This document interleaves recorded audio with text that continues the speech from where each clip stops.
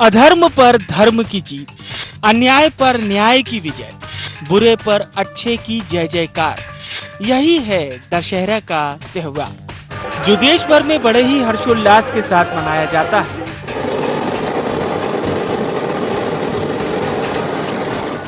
लेकिन मौजूदा वक्त में जिस तरह का माहौल है उससे हर व्यक्ति खुद को डरा हुआ महसूस कर रहा है। खौफ की वजह है हर गली, मोहल्ले, गांव, शहर में घूम रहा रावण। जी हाँ, सुरक्षा और तमाम बेहतर सुविधाएं देने का दावा करने वाली सरकार की कवायद पर सवाल उस समय खड़े होते हैं जब दुष्कर्म, छेड़छाड़ के बढ़ते मामले और भ्रष्टाचार की तस्वीरें सामने आती।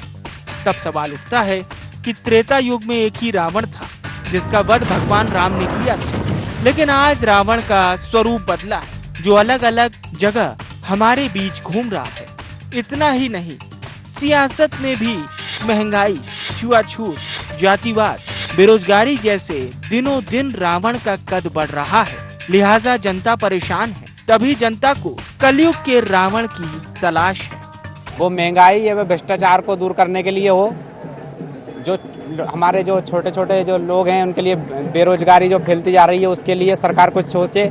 बस जो है थोड़ा महंगाई पे अगर कंट्रोल हो जाए तो हम जो इससे छोटे लोग हैं, मजदूर लोग हैं, उनके लिए थोड़ा फायदा मिले।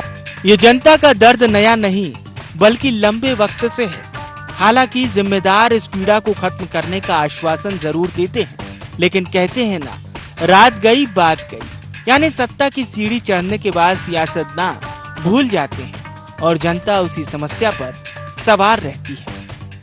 देखिए, हमें लगता है कि जिस तरह से हम लोग भारतीय जनता पार्टी की परंपराओं को आगे बढ़ाते हैं, निश्चित रूप से कहीं ना कहीं जब हम बात करते हैं तो इस देश में जो निर्धनता थी उसको हम लोगों ने काफ़ी हद तक खत्म करने का काम किया। अंत्योदय के माध्यम से व्यक्ति का उत्थान कैसे हो, अंतिम व्यक्ति का उदय कैसे हो, उसमें बहुत अच्छा काम हुआ है। तो निश्चित रूप से निर्धनता जैसे, अस्पृश्यता, जो छुआछूत का मामला देश में हुआ करता था, तो हम लोगों ने कहीं ना कहीं ऐसे वर्गों के लिए जब अद्भुत काम किए हैं, चाहे वो SC ST के लोग हों या बाकी लोग हों, उनको बराबर पे लाके हमने खड़ा करने का प्रयास किया है। कुल मिलाकर आज प्रजा की रक्षा करने अदालत, सरकार, प्रशासन की प्रणाली स्थापित है। फिर भी फरियादी न्याय के लिए, गरीब भोजन के लिए, मरीज इलाज के लिए आखिर क्यों भटक रहा है? ऐसे में बड़ा सवाल ये है कि क्या इनमें कलयुगी रावण को वध करने भगवान राम जैसे शक्ति की कमी है, जिससे कलयुगी रावण फल फूल रहा है, जिसे नेस्तनाबूद करने के लिए सभी को एकजुट होकर चिंतन, मनन, मंथन करना होगा। News desk, IND 24।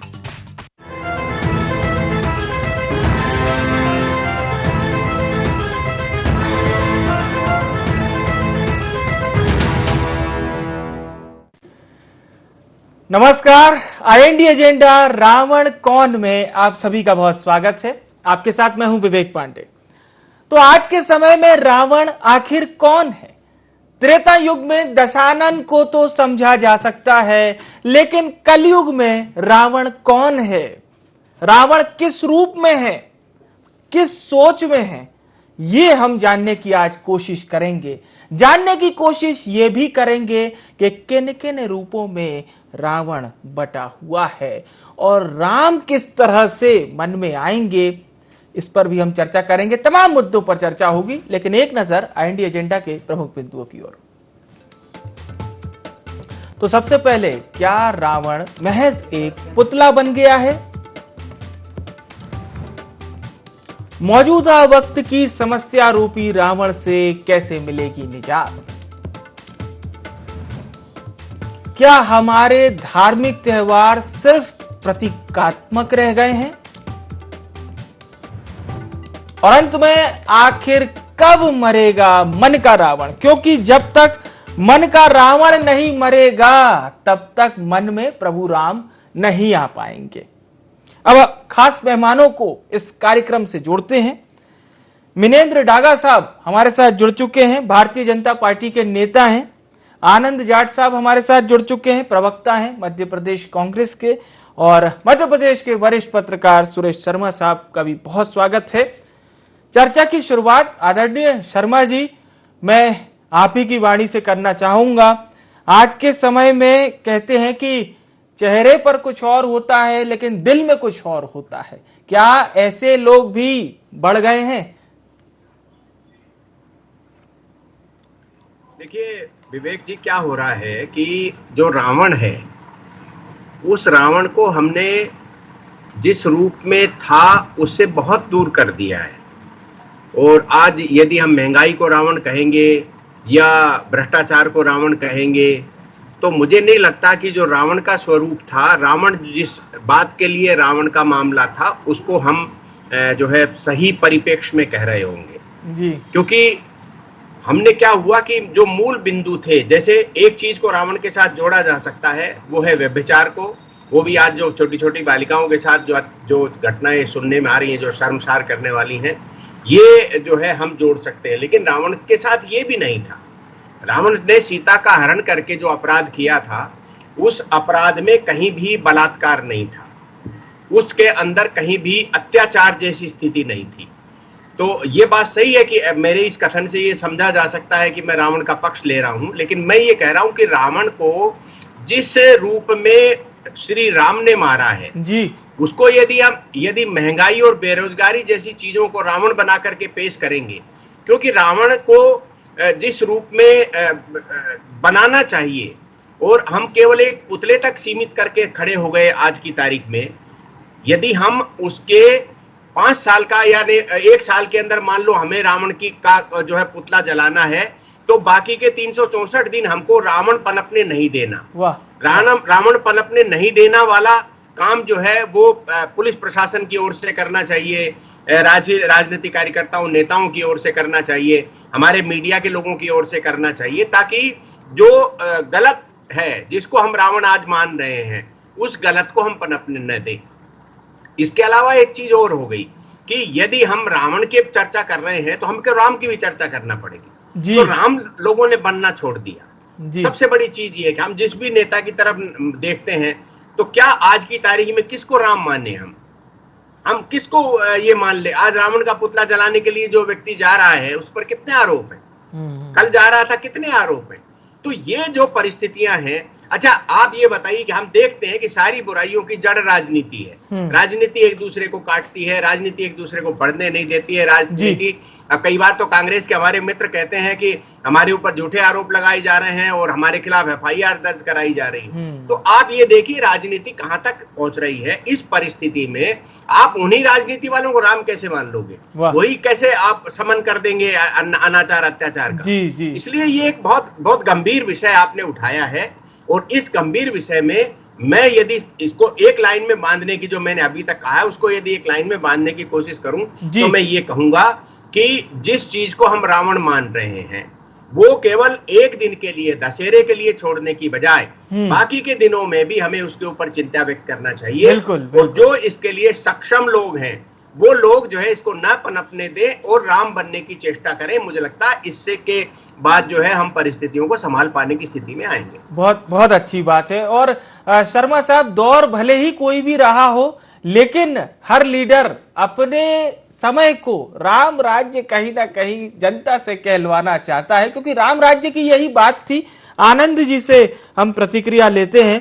Anand ji, क्योंकि आज की चर्चा हो रही है केवल और केवल राम और रावण के ही परिदृश्यों को लेकर, आज समाज में रावण कितने व्याप्त हैं, और जो बात शर्मा जी कह रहे हैं कि जिस रावण को मारने जो राम जा रहे हैं उस पर कितने सारे घोटाले, यानी कि सीधे तौर पर एक बात। खैर आनंद जी, आपकी प्रतिक्रिया।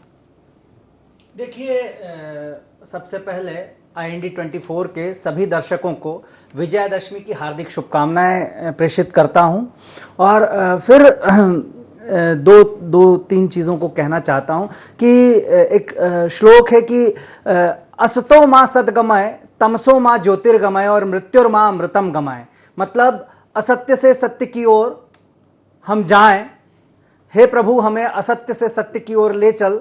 असतो मां सद्गमय, तमसो मां ज्योतिर्गमय, हमें तमस यानी कि अंधकार से प्रकाश की ओर ले चल, और मृत्यु से अमरता की ओर प्रभु हमें ले चलो। तो जब आज हम मध्य प्रदेश और देश का जब वातावरण देखते हैं, तो आपने बहुत अच्छा विषय उठाया कि दशहरा जो है, दशहरे से चीजों को जोड़ने की कोशिश जो हमने की, उसमें हम स्पष्ट तौर पर अगर बताएं तो मध्य प्रदेश में आज अशिक्षा की स्थिति क्या है, मध्य प्रदेश में बेरोजगारी की स्थिति क्या है। बेरोजगार जो हैं इंदौर से लेकर भोपाल तक एक मार्च कर रहे हैं, आप ही लोग बता रहे हैं, आप ही लोगों के माध्यम से मैं देख रहा हूं। और मध्य प्रदेश में आज जो छोटी बच्चियों से, नाबालिग बच्चियों से बलात्कार का मामला है, उसमें एनसीआरबी की रिपोर्ट के अनुसार मध्य प्रदेश देश में सबसे ऊपर है।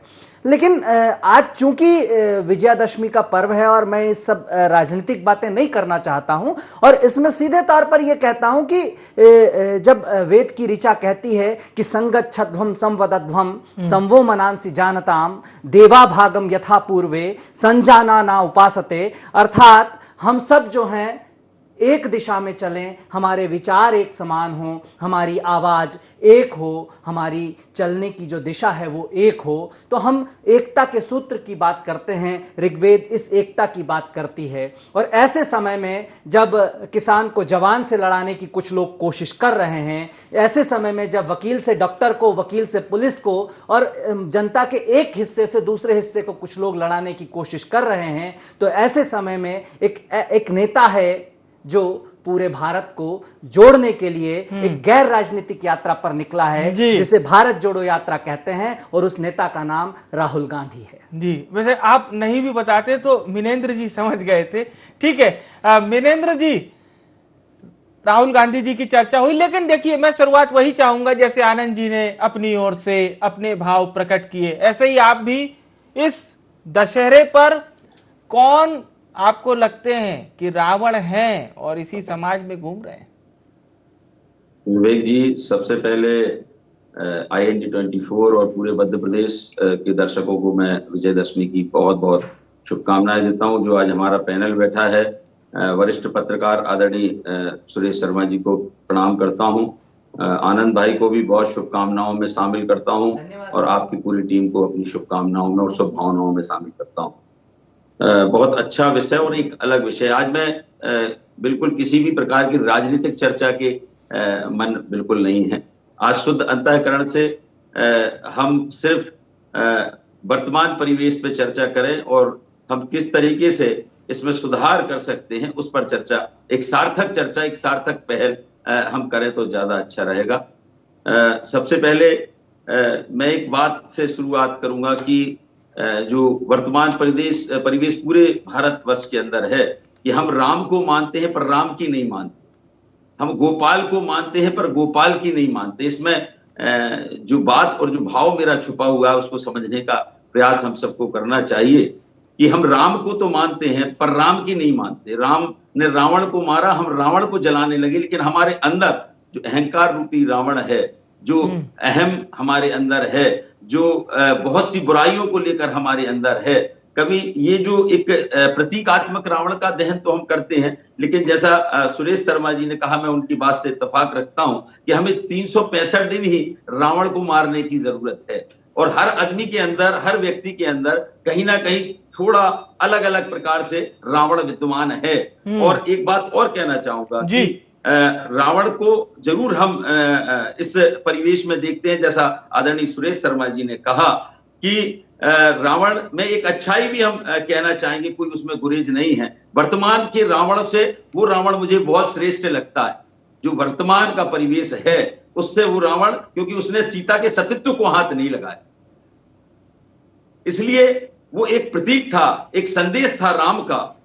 आने वाले समय को राम भापते थे कि आने वाला समय, ये कलयुग जो आएगा, उस कलयुग के अंदर ये सब होने वाला है, व्यभिचार होने वाला है। तो रावण रूपी एक प्रत्येक व्यक्ति को ये स्मरण रहे कि रावण को राम ने क्यों मारा था, और बुराई से हमें अच्छाई की ओर अगर बढ़ना है तो हमें राम को याद करना पड़ेगा, और बुराई की तरफ देखना है तो हमें रावण को याद करना पड़ेगा, दुशासन को याद करना पड़ेगा, हमको इस दुर्योधन को याद करना पड़ेगा। तो इन सब चीजों का समावेश है। निश्चित रूप से आज का परिवेश बदला है, मैं इस बात से डिनाई नहीं करता, इस बात से इनकार नहीं करता। आज जो व्यभिचार बढ़ा है, बच्चियों के साथ बलात्कार हो रहा है, सरकारें कोई की रहे। मैं ना कांग्रेस पे आरोप करना चाहता हूं, ना भारतीय जनता पार्टी का पक्ष रखना चाहता हूं। निश्चित रूप से ये विसंगति जो भारत के अंदर आई है, ये प्रदेश के अंदर आई है, ये इसकी घोर निंदा हो। इसके लिए सामाजिक संगठन भी आगे आए, सरकारें, जैसे हम अभी एक बात करते हैं, गौ माता की स्थिति जो है, वो चाहे कांग्रेस की सरकार रही हो, चाहे भारतीय जनता पार्टी की सरकार रही हो, हमने गाडरवारा के अंदर एक पहल शुरू की है। हमने जानते हैं कि गौरक्षा केवल गौशालाओं से नहीं हो सकती, क्योंकि हम गोपाल को मानते हैं, गोपाल की नहीं मानते। तो हमने उस परिवेश में एक कार्यक्रम शुरू किया है जिसका नाम हमने दिया गौपालक बनाने का काम शुरू किया है। जो रोड पे हमारी गौ माताएं घूम रही हैं, छोड़ कौन रहा है? समाज के हम जैसे बहुत सारे लोग गौ माताओं को आज सड़क पर छोड़ रहे हैं। तो ये भी एक रावण का स्वरूप है। तो हमने क्या किया, हमने शुरू किया गाडरवारा के अंदर कि एक एक गांव में जाकर जन जागरण का काम करके उन गौ माताओं को घर में बांधने का काम किया। आज गांव गांव में लोग अपने आप गौ माताएं बांध रहे हैं, पूजन कर रहे हैं, शुरू हो गया है। ये क्रम हम चाहते हैं धीरे धीरे प्रदेश में भी बढ़े और जो इस तरीके के रावण हैं उनका भी अंत हो। समाज के अंदर जो व्याप्त बुराइयां हैं उनका अंत करने के लिए समाज को और सरकार को दोनों को आगे आना पड़ेगा और दृढ़ संकल्प के साथ आना पड़ेगा। उस संकल्प में विकल्प ना हो, इस उद्देश्य के साथ, इस ध्येय के साथ आगे आना। बिल्कुल, बहुत अच्छी बात आपने कही। सुरेश जी का एक बार फिर से हम रुख करते हैं। सुरेश जी, जैसा कि जाहिर सी बात है, जब भी हम समाज के किसी भी दृष्टिकोण को देखें तो चोर कभी भी ये नहीं कहता कि वो कोई गलत और अनुचित कार्य के लिए चोरी कर रहा था। कई बार ऐसे मसले भी आते, वो कहता मैं तो अपने जीवनोपार्जन के लिए ऐसा कर रहा था। यानी उसकी दृष्टि से वो पूरी तरह से सही है, लेकिन संविधान कहता है कानून के दायरे में रहकर जब भी आप कोई कार्य करते हैं वही तर्कसंगत माना जाएगा अथवा नहीं माना जाएगा। सुरेश जी, देखिए, एक बड़ा घालमेल है जो मैं व्यक्तिगत रूप से कह रहा हूं। इसका जो है पत्रकारिता से भी मैं समझता हूं संबंध नहीं होना चाहिए जी। एक बड़ा घालमेल है। हमारी यहाँ की जो व्यवस्थाएं हैं वो समाज आधारित व्यवस्थाएं रही हैं और समाज का अपनी न्याय व्यवस्था रही है। सरपंचायतें हमारी रही हैं, समाज के मुखिया रहे हैं। और अब ठीक है, खाप पंचायतों का स्वरूप आजकल हमको ठीक नहीं लग रहा है, लेकिन एक जमाना था कि उनकी बहुत चलती थी, बहुत माना जाता था। तो ये जो संविधान और व्यवस्थाएं जो हमारी सामाजिक व्यवस्थाएं हैं जी, अनेकों बार हमें इसमें टकराहट दिखाई देता है। और वो उस पर चूंकि हम जब मीडिया के लोगों को राजनेताओं के बारे में बहुत कुछ लिखने की छूट है, चाहे हम उनके चरित्र को ही गिरा दें, चाहे हम उनके बारे में इंटरनल बातें ही लिख दें, बहुत छूट है। हम ब्यूरोक्रेसी के बारे में बहुत कुछ लिख दें, अनेकों सीमाओं को लांघते हुए भी लिख देते हैं। लेकिन मैं आजकल ये सोच रहा हूं कि क्या हमें न्यायपालिका के बारे में भी कुछ आगे बढ़ करके, सीमा लांघ करके नहीं, लेकिन जो सीमा हमें आज बता रखी है उससे कुछ आगे बढ़ने की जरूरत महसूस होना चाहिए या नहीं होना चाहिए। तो ये एक चिंतन था, तो ये तो मैंने अलग से कह दिया। मैं ये एक उसके साथ जो आपका प्रश्न है उसके संदर्भ में मैं ये कहना चाहता हूं कि संविधान जो है, संविधान हमें देश के प्रति, देश की व्यवस्थाओं के अंतर्गत चलने की अनुमति देता है।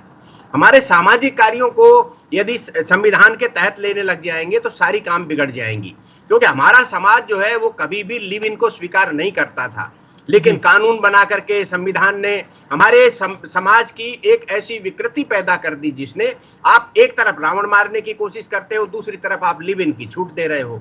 आपने परिवारों के अंदर विभेद डालने के लिए कानून बना दिए और उन कानूनों का हमें नुकसान हो रहा है और उस नुकसान के कारण अपराध बढ़ रहे हैं। आप फिर कह रहे हो कि संविधान के अंतर्गत चलिए, समाज के अंतर्गत नहीं चलिए। मैं एक छोटा सा एग्जाम्पल देना चाहता हूं। आज मैं पिता हूं, मेरी बेटी आज 21 साल की हो गई। 21 साल से मैंने उसको पाल पोस करके तैयार किया है और 21 साल बाद आपका कानून उसको अधिकार दे रहा है कि माँ बाप की कोई जरूरत नहीं, आप जाइए जिसके साथ चाहे ब्याह कर लीजिए। ये समाज की वर्जनाओं को तोड़ने वाले कानून हैं। आप एक दिन में माँ बाप को पराया करने वाला कानून कैसे बना सकते हैं? तो ये सारी चीजें हैं। अब इससे रावण पैदा होता है। आप ऑनर किलिंग आएगी, आप रावण पैदा कर रहे हो। रावण पैदा किसने किया? कानून ने किया। तो यदि हम संविधान की और समाज की साथ जो एक प्रकार से गठबंधन नहीं करेंगे तो हमारे सामने विकृतियां पैदा होंगी और विकृतियों से बचने का सबसे बड़ा तरीका है कि जिसको जो काम करना चाहिए उसको वो काम करने देना चाहिए। इसलिए मैं अनेकों ऐसे उदाहरण दे सकता हूं। रावण पैदा करने की व्यवस्थाएं हमने कानून में कर दी हैं। मैं फिर आगे चल करके एक बात कह रहा हूं। देखिए, आजादी के बाद हमारे देश ने उत्तरोत्तर प्रगति की है, इसमें कोई शक संदेह नहीं है। हमारे नेता बहुत बुद्धिमान थे।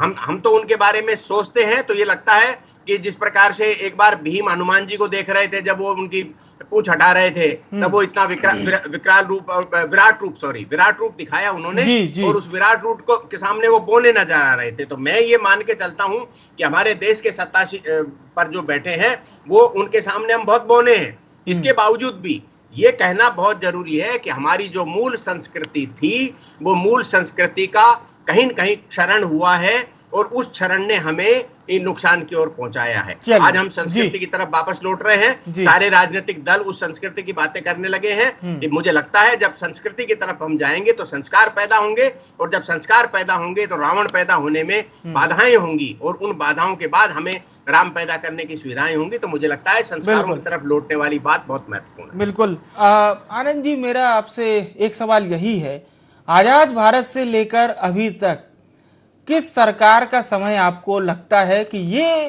राम राज्य की ओर चला हुआ समय था? किस सरकार का? देखिए,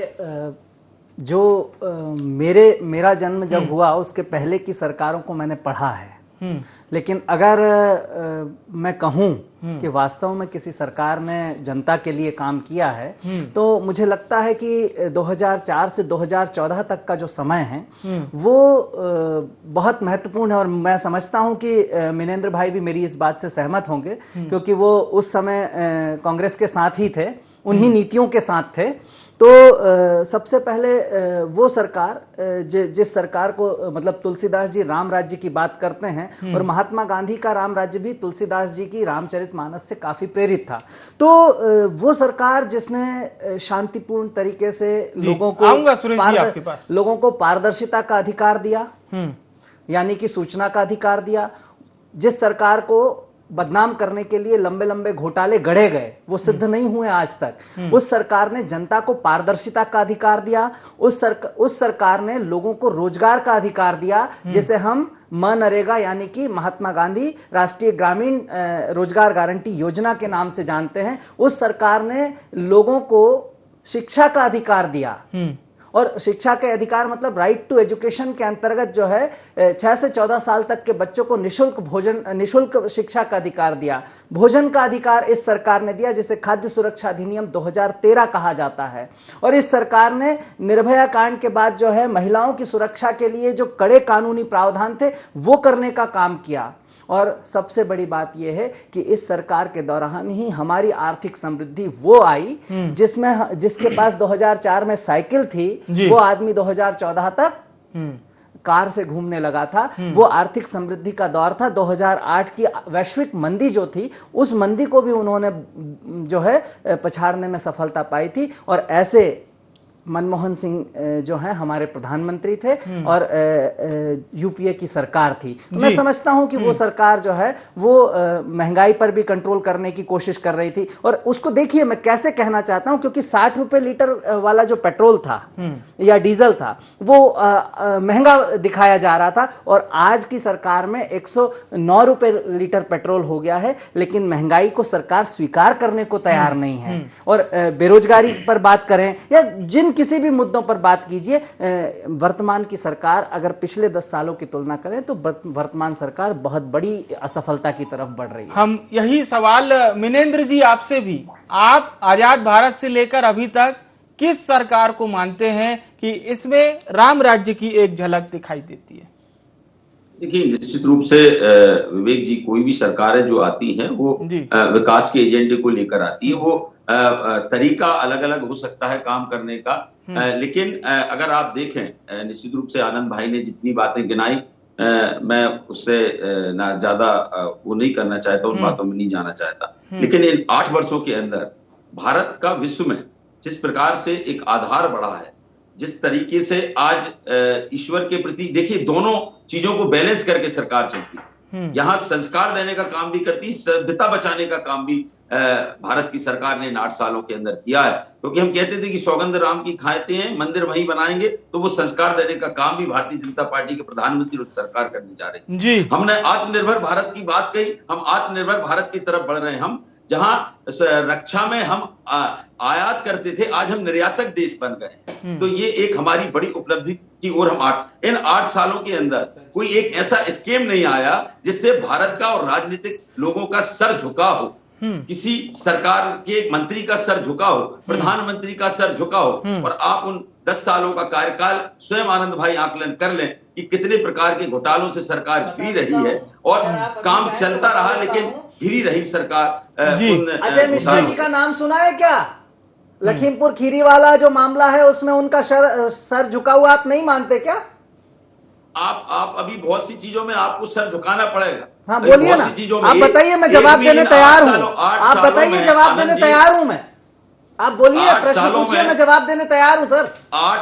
8 सालों में और उसके पहले 8 साल 10 साल नहीं, उसके पहले 10 साल के पहले भी उसमें आपकी भी उपलब्धियां है ना। उन 10 सालों में तो आप कांग्रेस में ही थे, आपकी भी उपलब्धियां होंगी ना विनेंद्र जी। मुद्रा में तेजा ऋण का घोटाला हो, पटनायक मामला हो, मारुति घोटाला हो, अरे ये सब आप ही के हैं, आप थे ना। घोटाला हो, डब्ल्यू दलाली हो, बोर्स का घोटाला हो, सिक्योरिटी स्कीम हो, इंडियन बैंक का घोटाला हो, चारे का घोटाला हो, तो ये फिर अगर जाएंगे तो बहुत लंबा। चलिए, कार्यक्रम भी समय सीमा अपनी पार कर चुका है। बहुत बहुत धन्यवाद आप सभी सम्मानित जनों का हमारे साथ कार्यक्रम में जुड़ने के लिए। तो चर्चा यही थी कि आज के दौर में रावण कौन है, और यदि आपके मन में रावण है तो जाहिर सी बात है राम प्रवेश नहीं कर पाएंगे। यानी कि अपने मन से रावण को बाहर कीजिए, तभी प्रभु श्री राम आपके मन में प्रवेश कर पाएंगे। दशहरे पर्व की आप सभी को बहुत बहुत शुभकामनाएं और बधाई। इंडिया एजेंडा में इतना ही। मुझे यानी विवेक को दीजिए इजाजत। नमस्कार।